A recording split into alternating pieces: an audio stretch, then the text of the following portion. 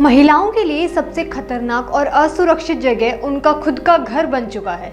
जी हाँ, ये हम नहीं बल्कि यूनाइटेड नेशन की रिपोर्ट कह रही है। दरअसल घरेलू हिंसा एक ऐसा छिपा हुआ अत्याचार है जिसके बारे में लोग बेहद कम बात करते हैं। यूनाइटेड नेशंस और UN office on drugs and crime की एक रिपोर्ट के अनुसार हर दिन करीब 140 महिलाएं और लड़कियां अपने पार्टनर या परिवार के सदस्यों द्वारा मारी जाती हैं।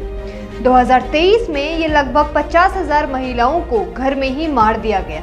इससे एक साल पहले 2022 में दुनिया भर में इस तरह की करीब 49,000 महिलाएं मारी गई थी। इस तरह की सबसे अधिक हत्याएं अफ्रीकन कंट्रीज में दर्ज की गई हैं। उसके बाद एशिया में इनका ज़्यादा आंकड़ा देखा गया। रिपोर्ट कहती है कि महिलाओं और लड़कियों के लिए उनके घर ही सबसे असुरक्षित स्थान बनते जा रहे हैं। 2023 में लगभग 60% महिलाओं की हत्या उनके अपने पार्टनर या परिवार के सदस्यों ने की। भारत, जो अपनी समृद्ध सांस्कृतिक विरासत और सामाजिक ताना बाना के लिए जाना जाता है, इस ग्लोबल क्राइसिस से अछूता नहीं है। हालांकि कानून और जागरूकता के क्षेत्र में प्रगति हुई है, लेकिन घरेलू हिंसा आज भी एक गंभीर मुद्दा बना हुआ है। इस रिपोर्ट को यूनाइटेड स्टेट्स की संस्था United nation office on drugs and crime और यूएन वुमेन ने साझा तौर पर तैयार किया है।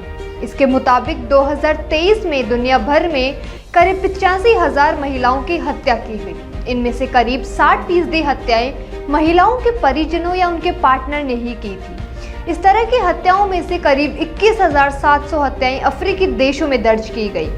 इस तरह की हत्याओं में अफ्रीकी देश दुनिया में सबसे आगे रहा। एशिया में इस तरह के 18,500 हत्याएं दर्ज की गई। इसके अलावा अमेरिका में 8,300 और यूरोप में 2300 मामले आए।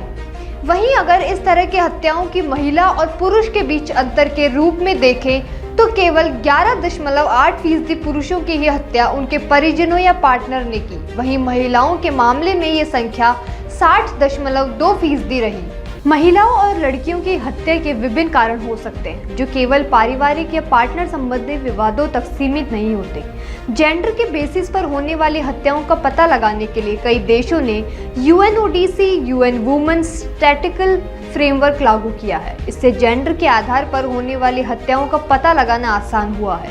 एक रिसर्च में पता चला कि 2019 से 2022 के दौरान फ्रांस में हुई महिलाओं और लड़कियों की हत्याओं के 79% मामलों को उनके परिजनों या पार्टनर ने अंजाम दिया। वहीं अफ्रीका में 2020 से 21 में महिलाओं या लड़कियों की हत्या के 9% मामलों में भी घर से बाहर के लोग शामिल थे।